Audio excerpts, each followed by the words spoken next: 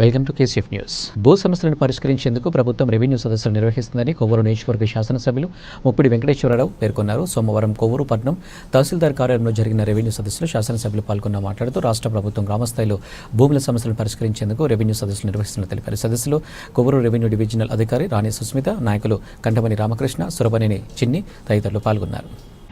Records, దస్తావేజులు, pass పుస్తకాలు ఒక పేరు మీద ఉంటే వీళ్ళకి తెలియకోకుండా వేరే వాళ్ళు వాటిని డైరెక్ట్ రిజిస్ట్రేషన్ చేసుకుంటూ ఉంటారు. ఇట్లా రకరకాల అగాధాలతోటి, ఇబ్బందులతోటి రైతులు ఎప్పుడు కూడా తహసీల్దార్ గారు ఆఫీస్ చుట్టూ, ఆర్డీఓ గారు ఆఫీస్ చుట్టూ, లేదా జాయింట్ కలెక్టర్ గారు ఆఫీస్ చుట్టూ నిత్యం తిరుగుతూనే ఉంటారు. చెప్పులు అరిగిపోయేలా కొన్ని ఇబ్బందుల వల్ల ఇవాళ వచ్చి, ఎందుకంటే రకరకాలుగా ఇదే ఒక స్కామ్ కింద కూడా నడుస్తున్న పరిస్థితి చాలా మంది చేస్తూ ఉన్నారు. మేడం గారు నోటీస్ వచ్చిందో లేదు, మన తాళ్ళపూడి తిరుడుమెట్లని జరిగింది. తిరుడుమెట్లో భూమి మీద రాల రిజిస్ట్రేషన్ మాత్రం చేశాడు. నేను ఎందుకో డాక్యుమెంట్స్ చూసుకుంటాకని చెప్పాను, ఆన్లైన్లో తీసుకుంటాకెళ్తే అతని పేరు చూపిస్తుంది. చూపిస్తే ఒకళ్ళ తెలియకోకుండా ఒకళ్ళ పాస్ పుస్తకాలు ఒకే భూమి మీద ఒకే సర్వే నెంబర్ మీద 2-3 పాస్ పుస్తకాలు కనపడతాయి. మా దగ్గర ఉంది, దస్తావేజ్ మా దగ్గర ఉంది, ఈ రికార్డ్ మా దగ్గర ఉంది ఏంటని చెప్తే ఏదో ఒక లేడీ పేరు మీద రిజిస్ట్రేషన్ అయితే లబోదీపమని ఇది రాజు ఎవరికి అమ్మలేదండి, రికార్డు మాది, భూమి మాది, మేమే పొజిషన్లో ఉన్నాము, మాకు తెలియకుండా మా భూమి ఎవరు వేసారు, ఆవిడ పేరు ఎలా రిజిస్ట్రేషన్ అయిపోయిందంటే అక్కడి నుంచి ఆ గవర్నమెంట్లో తహసీల్దార్ గారి నుంచి సరైనటువంటి రెస్పాన్స్ లేకపోతే భార్య పిల్లలు ఇంట్లో ఉరేసుకుంటే ఈయన బయట ఆత్మహత్య చేసుకుంటారు. మొత్తం రాష్ట్ర వ్యాప్తంగా కూడా సంచలనమైన పరిస్థితి కూడా జరిగింది. ఆయన పేరు మీద ఆ కుటుంబ సభ్యులకు సంబంధం ఇబ్బందులు లేకుండా ఉండాలని చెప్పిన ఆలోచనతో ఆల్రెడీ గవర్నమెంట్ రాగానే పెట్టారు. కానీ కొన్ని పరిస్థితుల వల్ల దాన్ని మళ్ళీ వాయిదా చేసి మళ్ళీ వెంటనే దీన్ని రెవెన్యూ మంత్రి గారు కానీ, ముఖ్యమంత్రి గారు, ఉప ముఖ్యమంత్రి గారు కానీ ఆలోచన చేసి రైతులు ఇబ్బంది లేకుండా, ఎందుకంటే గతంలో వైఎస్ఆర్ గవర్నమెంట్లో సర్వే చేశారు. రీసర్వే చేస్తే రైతుల పాస్ పుస్తకాలకి, డాక్యుమెంట్కి, వీళ్ళు అప్లికేషన్ భూమికి తేడా వచ్చాయి. మాకు అరెకరం తక్కువ వచ్చింది, ఎకరం తక్కువ వచ్చిందని చెప్పని డాక్యుమెంట్ ప్రకారంగా భూమి లేదని చెప్పని కూడా రైతులు కూడా చాలా ఇబ్బంది పడిన పరిస్థితి కూడా గతంలో కూడా చేశారు. కాబట్టి అప్పుడు జరిగినటువంటి సర్వేలు సక్రమంగా జరగలేదని, అదే కాకుండా ఎవరి మీదన్నా కనుక ఇబ్బందులు పెట్టేలా ఉంటే వాళ్ళ పార్టీకి అనుకూలంగా, వాళ్ళకి అనుకూలంగా లేకపోతే ఆ భూములు తీసుకెళ్లి 22A కింద మార్చారు. వాళ్ళు ఇబ్బందులు పాలు చేయటం, ఇట్లాగా రకరకాలుగా వేధింపులుగా గురైనటువంటి పరిస్థితి గత గవర్నమెంట్లో జరిగింది. అది లేకపోతే అది ఇక పాస్ పుస్తకాలు కదా, ఎవరు బాబు గారి సొమ్మండి, ఎవరి తాతది, ఎవరు ఆస్తి అయితే వాళ్ళ ఫోటో వేసుకుంటారండి. ఆయన ఫోటో వేసుకోవడం ఏంటండి, ఆయనకి ఏ సంబంధం అండి? మహిళలు ఆర్థికంగా అభివృద్ధి చెందాలని కొవ్వూరు నియోజకవర్గ శాసనసభ్యులు ముప్పిడి వెంకటేశ్వరరావు పేర్కొన్నారు. Rotary club of Rajamahendravaram icons వారి ఆధ్వర్యంలో కోల్ ఇండియా లిమిటెడ్ వారి సౌజన్యంతో ఉచిత కుట్టు మిషన్ల శిక్షణ కార్యక్రమం కొవ్వూరు పట్టణంలో 10వ సచివాలయ వద్ద జరిగింది. ఈ కార్యక్రమంలో మున్సిపల్ చైర్పర్సన్ భావన రత్నకుమారి, నాయకులు కంటమని రామకృష్ణ, సురపనేని చిన్ని, రోటరీ క్లబ్ చైర్మన్ తీగల రాజు, ఇమాని వెంకట్, ఎన్డీఏ నాయకులు పాల్గొన్నారు. నమస్కారం అండి. కొవ్వూరు నియోజకవర్గంలో ఉన్నటువంటి మహిళలు ఎవరైతే గతంలో చంద్రబాబు నాయుడు గారు ముఖ్యమంత్రి ఉన్నప్పుడు పురుషులతో పాటు మహిళలు కూడా 4 రూపాయలు సంపాదించుకున్నటువంటి కార్యక్రమం కనుక ఉన్నట్లయితే పిల్లలను చదివించుకోవడానికి కానీ, కుటుంబ పోషణ కానీ ఉపయోగపడుతున్న ఆలోచనతోటి డ్వాక్రా సంఘాలు ఏర్పాటు చేసి వాళ్ళు స్వయంగా వాళ్ళ చేతుల మీదుగా వాళ్ళు నిలబడి పనిచేసుకోవాలని, కాళ్ళ మీద నిలబడి చేయాలనే ఆలోచనతో గతంలో కూడా చేశారు.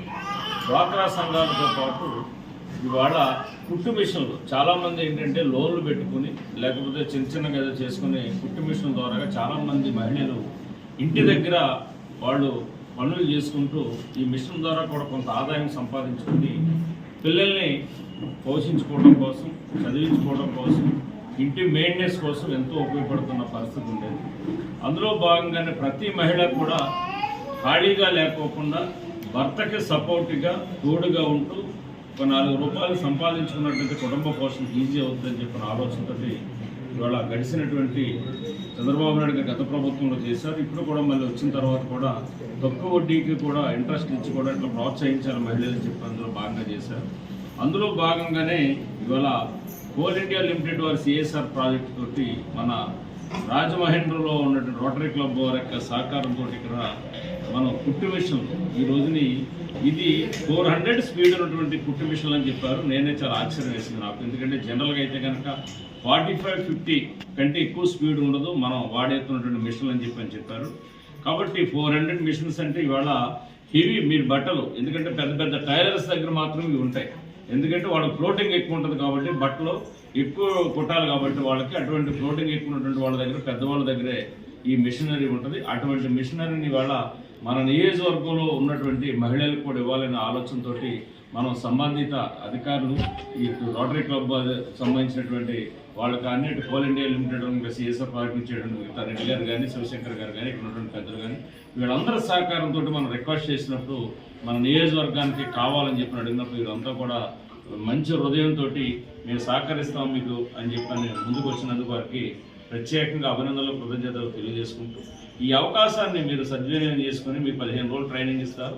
ట్రైనింగ్ తీసుకుని చక్కగా మీరు తర్వాత ఇవన్నీ మీకు ఉచితంగా కూడా మిషనరీ మీకు ఇచ్చేస్తాం కాబట్టి ఇంటికి తీసుకుని వెళ్ళి మీరు చక్కగా ఈ మిషనరీ మీద మీరంతా 10 రూపాయలు సంపాదించుకొని మీ కుటుంబ పోషణ కానీ పిల్లల్ని చదివించుకోవడం కోసం అంతా కూడా చేయాలని చెప్పని మీకు ప్రత్యేకంగా కూడా తెలియజేస్తా ఉన్నాం.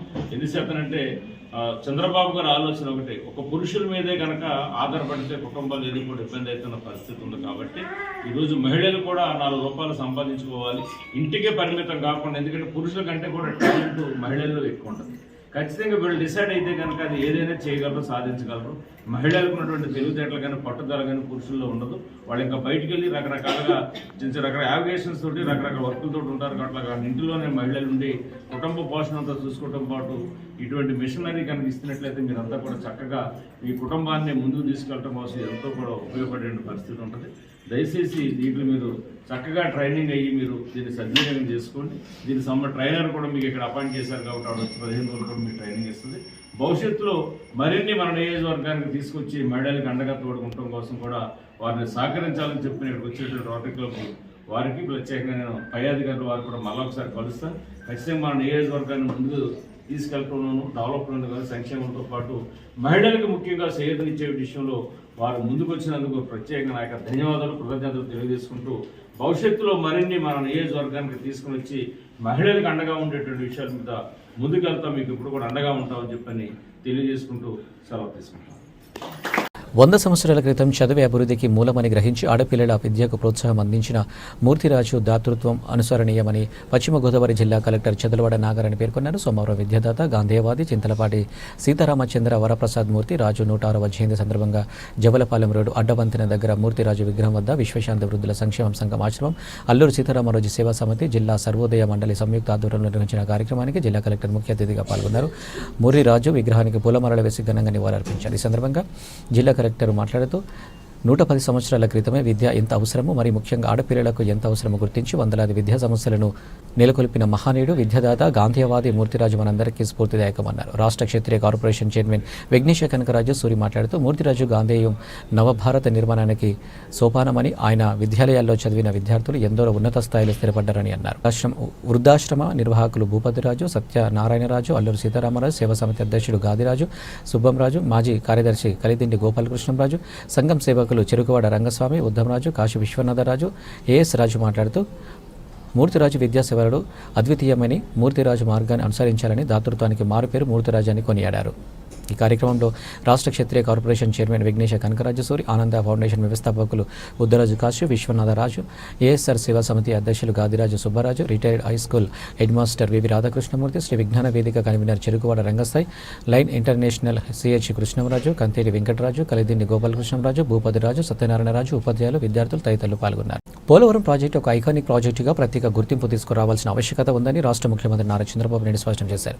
సోమవారం పోలవరం ప్రాజెక్టు ప్రాంతంలోని సమావేశ మందిరంలో మంత్రులు, రాష్ట్ర స్థాయి, జిల్లా స్థాయి ఇరిగేషన్, మైల్ అనుబంధ కంపెనీ ప్రతినిధులతో సమావేశం నిర్వహించి దిశానిర్దేశనం చేయడం జరిగింది. ఈ సందర్భంగా ముఖ్యమంత్రి నారా చంద్రబాబు నాయుడు మాట్లాడుతూ పోలవరం ప్రాజెక్టు పనులను యుద్ధ ప్రాతిపదికన వేగవంతం చేయాలన్నారు. అందుకు నిర్దేశించిన పనుల విషయంలోనూ టైం లైన్స్ లక్ష్యాలను ముందుగా చేయాల్సి ఉందన్నారు.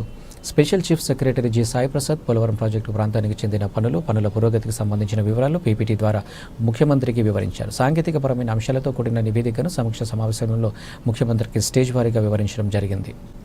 రాష్ట్ర జలవనరుల శాఖ మంత్రి నిమ్మల రామానాయుడు, హౌసింగ్ అండ్ సమాచార శాఖ సంబంధాల శాఖ మంత్రి గొలుసు పార్థసారథి, పౌర సరఫరాల శాఖ మంత్రి ఎన్ మనోహర్, ఏలూరు ఎంపీ పుట్ట మహేష్ కుమార్, ఎమ్మెల్యేలు చెర్రి బాలరాజు, మిరియాల శిరీష దేవి, మద్దిపాటి వెంకటరాజు, బత్తుల బలరామకృష్ణ, పితాని సత్యనారాయణ, చింతమనేని ప్రభాకర్, కామినేని శ్రీనివాస, కొలికపూడి శ్రీనివాసరావు, పలువురు ఎమ్మెల్యేలు, ఇతర ప్రజాప్రతినిధులు, special chief secretary G Saiprasad, సలహాదారు and irrigation engineering in chief NM Venkateswararao, జిల్లా కలెక్టర్లు Vetriselvi, P Prashanti, S Ramasundar Reddy, PEP chief engineering K Narasimhareddy, KDSEB Rambabu, special chief secretary NRG K Vijayanand, PPA member secretary M Raghuram, mega director CHP Subbaiah, మేల్ సిఓఓఏ సతీష్ బాబు, మిసెస్ బేయర్ మ్యాక్స్, JCP Dhatrireddy, Abhishek Goud, PO ITDA PO Apoorva Bharat, sub collector K Kalpashri తదితరులు పాల్గొన్నారు. పోలవరం ప్రాజెక్టును ఎట్టి పరిస్థితుల్లోనూ 2026 అక్టోబర్ నాటికి పూర్తి చేసే లక్ష్యాన్ని నిర్దేశించుకుని ముందుకు వెళ్తున్నామని రాష్ట్ర ముఖ్యమంత్రి నారా చంద్రబాబు నాయుడు చెప్పారు. సోమవారం పోలవరం ప్రాజెక్టులో పనులపై అధికారులతో సమీక్ష అనంతరం పాత్రికేయుల సమావేశంలో ముఖ్యమంత్రి మాట్లాడారు. ఈ సందర్భంగా సీఎం చంద్రబాబు నాయుడు మాట్లాడుతూ పోలవరం ప్రాజెక్టు ఆంధ్రప్రదేశ్ రాష్ట్ర ప్రజల జీవనాడి అన్నారు. ఈ ప్రాజెక్టును నిర్దేశించిన సమయంలోగా పూర్తి చేసేందుకు అంతర్జాతీయ నిపుణుల కమిటీ, కేంద్ర జలం సంఘం, పోలవరం ప్రాజెక్టు అథారిటీతో చర్చించామని, ప్రాజెక్టు నిర్మాణ పనులకు దశలవారీగా లక్ష్యాలను నిర్దేశించుకుని 2026 అక్టోబర్ నాటికి పూర్తి చేస్తామని, డయాఫ్రమ్ వాల్, ఈసీఆర్ఎఫ్ నిర్మాణ పనులను సమాంతరంగా చేపట్టవచ్చని నిపుణులు సూచించారన్నారు. దెబ్బతిన్న డయాఫ్రమ్ వాల్ పనుల స్థానంలోనే కొత్త డయాఫ్రమ్ వాల్ పనులను జనవరి 2వ తేదీ చేపడుతున్నామని, అందుకు అవసరమైన యంత్ర సామాగ్రిని ఇంజనీరింగ్ అధికారులు సిద్ధం చేసుకున్నారన్నారు. డయాఫ్రమ్ వాల్ నిర్మాణ పనులు 2026 మార్చి నెల నాటికి పూర్తి చేస్తామని ఇంజనీరింగ్ అధికారులు చెబుతున్నారని, కానీ 2025 డిసెంబర్ నాటికి పూర్తి చేయవలసిందిగా కోరుతూ లక్ష్యాన్ని నిర్దేశించమన్నారు. మంత్రులు నిమ్మల రామనాయుడు, కొలుసు పార్థసారథి, నాదెళ్ల మనోహర్, ఏలూరు ఎంపీ పుట్ట మహేష్ కుమార్, శాసనసభ్యులు చెర్రి బాలరాజు, డాక్టర్ కామినేని శ్రీనివాస్, మదిపాటి వెంకటరాజు, కోలికపూడి శ్రీనివాసరావు, పితారి సత్యనారాయణ, బడేటి రామకృష్ణయ్య, బత్తుల బలరామకృష్ణ, జిల్లా collector K Vetriselvi, joint collector P Dhatri Reddy, జలవనరుల శాఖ సలహాదారులు ఎం వెంకటేశ్వరరావు, ప్రాజెక్టు ఇంజనీరింగ్ అధికారులు పాల్గొన్నారు. మెషరబుల్ మాత్రం 2,400 కోట్లు, కాస్ట్ ఎక్స్లవేషన్ ఇంకొక 2-3 కోట్లు, పవర్ ప్రాజెక్టు అదొక 2-3 కోట్లు, ఒక 10-15 కోట్ల రూపాయలు మినిమం ఉంటుంది. మళ్ళా ఆ బెనిఫిట్ చుట్టూ అది మెషర్. ఈ నీళ్లు తీసేపోయి పంటల పన్ను ఉంటే పంటల్లో వచ్చే ఆదాయం అదనం. అది ఒకసారి జిఎస్టిపి పెరిగిన తర్వాత ఆ జిఎస్టిపి పైన మళ్ళీ ఆదాయం వస్తుంది, వెల్త్ వస్తుంది, డబ్బులు వస్తాయి. ఇదే ఒక మూమెంట్ అవును, ఒక స్పైరల్ మారిన అన్ని నాశనం.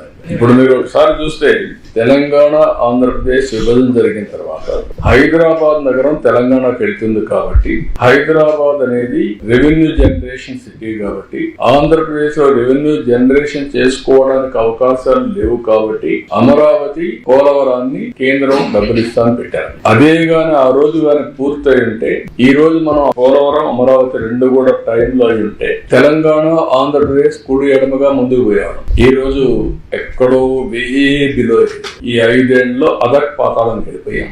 గుర్తుపెట్టుకోవాలి.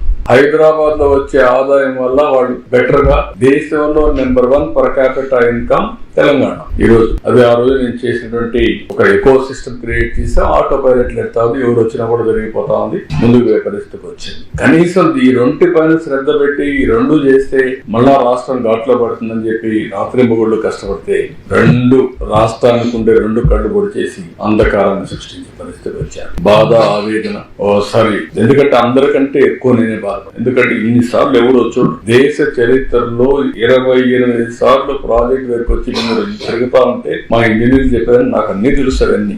ఎక్కడ కాఫర్ డ్యామ్ అప్పర్ వస్తుంది, ఎక్కడ డౌన్ వస్తుంది, డయాఫ్రమ్ వాల్ ఎక్కడ వస్తుంది, గ్యాప్ 1 ఎక్కడ ఉంది, గ్యాప్ 2 ఎక్కడ ఉంది, గేట్లు ఏంటి, ఎవ్రీథింగ్. రాష్ట్రంలో అనంతపురం నుండి శ్రీకాకుళం వరకు 34 షెడ్యూల్ తెగల వారు ఉన్నారని, వారి అందరి సమస్యలను పరిష్కరించేందుకు రాష్ట్ర ప్రభుత్వం కృతనిశ్చయంతో ఉందని ఎస్టీ కమిషన్ సభ్యులు ఆదిత్య శంకర్ నాయక్ పేర్కొన్నారు. జిల్లాల పర్యటనలో భాగంగా సోమవారం రాజమండ్రి రూరల్ కడియం మండల వేమగిరి పంచాయతీ కార్యాలయం వద్ద జిల్లా గిరిజన సంక్షేమ శాఖ అధికారి కెఎన్ జ్యోతి మండల స్థాయి అధికారులతో కలిసి ఎస్టీ కుల పెద్దలతో సమావేశం నిర్వహించి వారి నుండి సమస్యలను అడిగి తెలుసుకున్నారు. ఈ సందర్భంగా వారు మాట్లాడుతూ షెడ్యూల్ తెగల ప్రజల సమస్యలన్నింటినీ రాష్ట్ర ఎస్టీ కమిషన్ దృష్టికి తీసుకువెళ్లి పరిష్కరించేందుకు కృషి చేస్తామని హామీ ఇచ్చారు. బాల్య వివాహాలు జరగకుండా చూడాలని, వివాహ వయసు నిండిన వారికి వివాహాలు చేయాలని, అప్పుడే వారికి సమాజంలో పెద్దలతో ఎలా మెలుగాలో అవగాహన వస్తుందని పేర్కొన్నారు. వివాహాలు చేయవద్దు. మినిమం ఆడపిల్లకు మినిమం 25 సంవత్సరాలు 20 సంవత్సరాలు దాటే వరకు పెళ్లి చేయొద్దు. కనీసం భర్తతో ఎలా ఉండాలో తెలియని వయసు, కనీసం అత్తతో మామతో సమాజం కొనసాగిస్తారు, ఎలా జీవిస్తారో ఒకసారి ఆలోచించమని అడుగుతా ఉన్నా. కాబట్టి దయచేసి మనం ఒకరిని అడిగే ముందు మన బాధ్యతను కూడా మనం గుర్తించాలి. కాబట్టి మనం వాళ్ళు గొప్పగా చదివించు, 20 సంవత్సరాలు నీ పేరు చెప్పుకుని సమాజంలో గౌరవంగా బతుకుతారు. మనం చదివించలేకపోతా ఉన్నాం. అవకాశాలు చాలా ఉన్నాయి. ఇవాళ మనకు ప్రభుత్వం జీరో క్లాస్ నుంచి హైయర్ ఎడ్యుకేషన్ వరకు ప్రభుత్వం అన్ని ఇస్తూ ఉంది. ఇవాళ మనం దాన్ని సరిగా అంటే దాని గురించి తెలియకపోవడం, దాన్ని ఎలా అనుభవించాలో, దాన్ని ఎలా స్వీకరించాలో తెలియకపోవడం వల్ల మనం నష్టపోతా ఉన్నాం. చెడు అలవాట్లకి బానిసలుగా, చెడు వ్యసనాలకి మనం బానిసలుగా, మనం ఎంతసేపు ఈరోజు 500 1000 రూపాయలు సంపాదించి సాయంత్రం వచ్చి తిని తాగి పడుకుంటే మరి దాని రేపు మళ్ళీ అదే పని చేయాలి. మరి నిన్ను నీ బిడ్డలు రోజు తండ్రి తాగితే, తల్లి తాగితే ఆ బిడ్డలు చూస్తే వాళ్ళు కూడా అలాగే తయారవుతారు. కాబట్టి దయచేసి అమ్మ, మీ బిడ్డల్ని బాగా చదివించండి. ఈ సమస్యలు పరిష్కారం కావాలంటే ఒక రోజుతో అవ్వదు, కానీ మీ బిడ్డల్ని మీరు బాగా చదివించుకోండి. ఇలాంటి ఒకరు కాదు, ఇలాంటి వాళ్ళు ఈ రాష్ట్రంలో వేలాది కాదు లక్షలాది మంది గిరిజన మహిళలు అలాంటి స్థితిలో, అలాంటి పరిస్థితుల్లో ఉన్నారు. దానికి సరైనటువంటి అవగాహన లేకపోవడం, బిడ్డల్ని సరిగా చదివించుకోకపోవడం. అంటే అందరూ మనుషులుగా పుడతారు, అందరూ మనుషులుగా జీవిస్తారు, అందరూ మనుషులుగానే మనం చనిపోతూ ఉంటాం. కానీ మనం ఎలా ఉన్నాం, ఎదుటి మనిషి ఎలా ఉన్నాడు, సమాజం ఎలా ఉంది అనేది మనం గ్రహించలేకపోతా ఉన్నాం. మనం ఎందుకు జీవిస్తూ ఉన్నామో తెలియదు, మనం ఎందుకు పుట్టామో తెలియదు, మనం ఈ సమాజంలో మనం ఏం చేయాలో, మన పాత్ర ఏమో మనకు తెలియదు, మనం ఎందుకు మరణిస్తున్నామో కూడా మనకు తెలియదు. అంటే మనిషిగా పుట్టినప్పుడు మనకు మన జీవితానికి ఒక సార్థకత ఉండాలి అంటే మన బిడ్డల్ని మనం గొప్పగా తయారు చేయాలి. ఇవాళ మీరు ఈ పరిస్థితుల్లో ఉన్నారు, కానీ రాబోయేటువంటి తరం మీ బిడ్డలు మీలాగా ఉండకూడదు. మీ బిడ్డలు గొప్పగా మీకన్నా 10 రెట్లు ఇంకా మంచి జీవితాన్ని అనుభవించాలి అంటే మనం త్యాగాలు చేయాలి, ఆ బిడ్డల్ని బాగా చదివించాలి. నువ్వు కూలి పని చేయి, కానీ నీ బిడ్డల్ని బాగా చదివించు. నిజాయితీ ఉంది కమిషన్కి. బాబాసాహెబ్ అంబేద్కర్ ఇచ్చినటువంటి గొప్ప వరం. ఇవాళ ఇలాంటి సమస్యలు ఉండబట్టే ఇవాళ ఈ రాష్ట్రంలో ఎక్కడైనా మన ప్రజలకు ఆపద వస్తే, ఆవేదన కలిగితే వాళ్ళ దగ్గర వెళ్ళి వాళ్ళ గోడు, వాళ్ళ బాధలు విని వారి సమస్యల్ని పరిష్కరించడానికి, ప్రభుత్వాలకు విన్నవించడానికి, అధికారుల ద్వారా ఆ కుటుంబాలకి, ఆ వ్యక్తులకు మంచి చేయడానికి ఇది ఒక మంచి అవకాశంగా నేను భావిస్తూ ఉన్నాను. కాబట్టి మీకు ఏ సమస్య ఉన్నా మేము ఎప్పుడు మీకు అందుబాటులో ఉంటాం, కాబట్టి ఉంటాము, మీతో కలిసి పనిచేస్తామని తెలియజేస్తూ, ఆఖరిగా ఈ సమస్యలన్నీ పరిష్కారం కావాలి అంటే మనం చేయాల్సిందల్లా ఒకటి, మన బిడ్డల్ని బాగా చదివించుకోవాలి.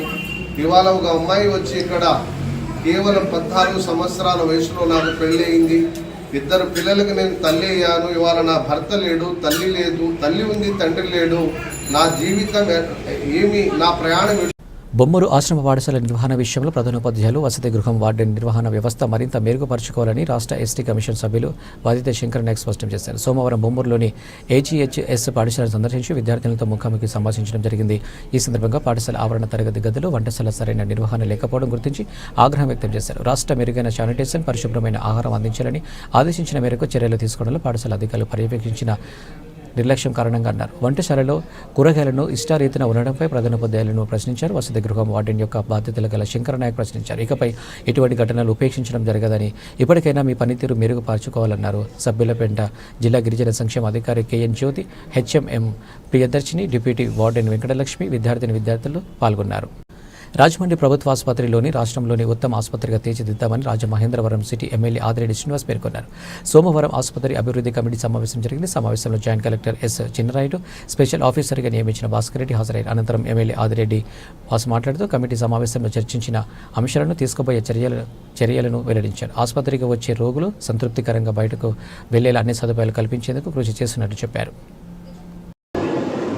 అలాగే శాసనసభ్యుడిగా నేను, అలాగే జాయింట్ కలెక్టర్ గారు వచ్చారు.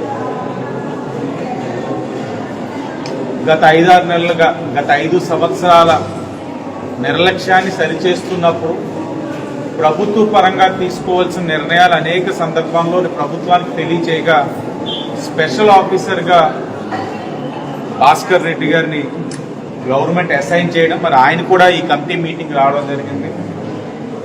ఒకటి, హాస్పిటల్లో మేజర్ డిపార్ట్మెంట్స్లోని ఈ యొక్క డాక్టర్స్ కొరత, అంటే HODs కింద ఏదంటే ఒక రేడియాలజిస్ట్ కానీ లేకపోతే యూరాలజిస్ట్ కానీ, వారి యొక్క కొరత వలన ఒకదానికోటి ఇంటర్లింక్ అవుతున్న డిపార్ట్మెంట్స్ సమస్యల గురించి అన్ని కూడా చర్చించడం జరిగింది. అలాగే హాస్పిటల్ డెవలప్మెంట్ ఆస్పెక్ట్లో ఏదైతే నిర్ణయాలు తీసుకోవాలో అవన్నీ కూడా కమిటీ ముందుకు రావడం, వాటన్నిటిని కూడా అప్రూవ్ చేసుకొని ఎవరైతే రోగులు వస్తూ ఉన్నారో వారు ఏ విధమైన అసౌకర్యం కలగకుండా వాళ్ళందరూ కూడా సంతృప్తిగా ఈ హాస్పిటల్ నుంచి బయటికి వెళ్లేందుకు ఏం చర్యలు తీసుకోవాలో అన్ని చర్యల గురించి కూడా చర్చించాం. కొన్ని తీసుకున్నాం, కొన్ని తీసుకోవాల్సిన పరిస్థితులు కూడా ఉన్నాయి, కొన్ని ప్రభుత్వం దృష్టికి తీసుకెళ్లాల్సిన అంశాలు కూడా ఉన్నాయి. ఆ అంశాలపైన కూడా చర్చించి మా పరిధి దాటినప్పుడు అది పైకి ఏ విధంగా తీసుకెళ్లాలన్న దాని మీద కూడా చాలా డీటెయిల్ డిస్కషన్. అంటే గవర్నమెంట్ వచ్చిన తర్వాత మొదటి మీటింగ్ నేనైతే చాలా ఫ్రూట్ఫుల్గా జరిగింది, చాలా ఆశాజనంగా జరిగింది. ఏదైతే ఇక్కడికి వస్తా ఉన్నారు చాలా మంది రోగులు, అనేక సందర్భాల్లో ఒక శాసనసభ్యుడిగా నేను ప్రతి 15 రోజులు ఇక్కడికి వచ్చినప్పుడు ఇక్కడ వారి దగ్గర నుంచి విన్నపాలు తీసుకున్నప్పుడు వాళ్ళు చెప్పిన ప్రతి అంశాన్ని ఇక్కడ చర్చించాం. ఉదాహరణకి ఈ బ్లాకే ఉంది, ఏదైతే ఇక్కడ మీతో మాట్లాడుతా ఉన్నాం మీడియా ప్రతినిధులతోటి, 2nd, 3rd ఫ్లోర్ ఏదైతే ఆపరేషన్స్ కి సిద్ధంగా ఉన్న ఎక్విప్మెంట్ ఇంకా రాని పరిస్థితులు ఉన్నాయి.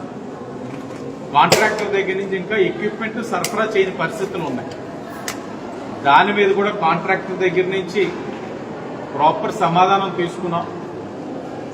ఆయన అయితే నెలాఖరు కల్లా ఎక్విప్మెంట్ అంతా సరఫరా చేస్తాను. ఇది రావడం వల్ల మరింత మెరుగైన వైద్యం అందించడానికి అవకాశం ఉంటుంది. ఇలాంటి కొన్ని డిపార్ట్మెంటల్ మధ్యన సమస్యని చెప్పలేము, కానీ కొన్ని కాంట్రాక్టర్స్ ఇక్కడ చేయవలసిన పనుల్లో కానీ లేకపోతే ఇంటర్ డిపార్ట్మెంటల్ ఇష్యూస్ ఉన్నాయి, అన్ని కూడా చర్చించి ఏదేమైనా ప్రభుత్వం ఓ పక్కన వైద్యానికి ఎంత ప్రాధాన్యత ఇస్తా ఉందన్న అంశాన్ని వాళ్ళకి తెలియచేశాం. వారు కూడా చాలా అనుభవం కలిగిన వారు ఉన్నారు, చాలా మంది డాక్టర్స్. వారు కూడా వారి సూచనలు ఇచ్చారు. వారి సూచనలు కూడా చర్చించి ఐఎంఏతో కూడా గతంలో ఐఎంఏ వారు కొన్ని సేవలు అందించేవారు. ఇక్కడ ఓవర్ ది టైం వారితోటి మరి ఏ మిస్కమ్యూనికేషన్ వచ్చిందో వాళ్ళ సేవలు ఆపేయడం జరిగింది. రేపు మధ్యాహ్నం 3 గంటకి ఐఎంఏలోని ఏదైతే వాళ్ళది వెంకటేశ్వర నగర్లో ఉన్న ఐఎంఏ బిల్డింగ్ లో ఐఎంఏ మెయిన్ డిపార్ట్మెంట్స్ ఎవరైతే ఉన్నారో ఆ హెడ్స్ తోటి చర్చించి అతి దగ్గరలో ఐఎంఏ వారి సేవలు కూడా రాజమహేంద్రవరం గవర్నమెంట్ హాస్పిటల్ అందించే విధంగా కూడా చర్యలు చేపడతా ఉన్నాం. ఏదేమైనా మా ఆలోచనలో కానీ అలాగే మేము చేసే కార్యక్రమంలో కానీ ఎక్కడా కూడా కాంప్రమైజ్ అవ్వకుండా ప్రజలందరూ కూడా ఎంతైతే విశ్వాసంతో ఈ హాస్పిటల్కి వస్తున్నారో వారందరూ కూడా సంతృప్తి చెందేందుకు గాను బెస్ట్ ఎఫర్ట్స్ పెడతా ఉన్నాం. ఓ పక్కన ఫైనాన్షియల్ డెసిషన్స్ తీసుకుంటా ఉన్నాం, ఓ పక్కన ఇక్కడ ఏదైనా డిపార్ట్మెంటల్ మధ్యన ఏదైనా సమన్వయ లోపం ఉన్నా దాన్ని కూడా సరిచేసుకుంటూ ముందుకు వెళ్తా ఉన్నాం.